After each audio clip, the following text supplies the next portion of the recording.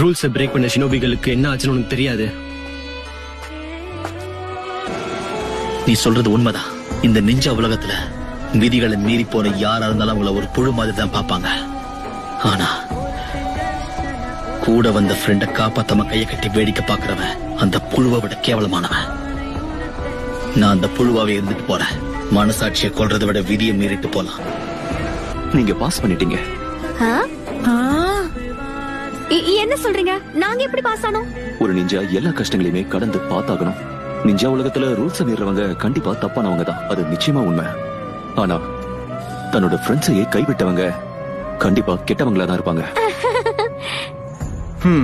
இந்த நிஞ்சா உலகத்துல யாரு ரூல்ஸை பிரேக் பண்றாங்களோ அவங்கள கோழன்னு சொல்லுவாங்க. ஆனா தன்னோட நண்பர்களை யாரு கைவிடுறாங்களோ அவங்க வாழ்றதுக்கே தகுதி இல்லாதவங்க.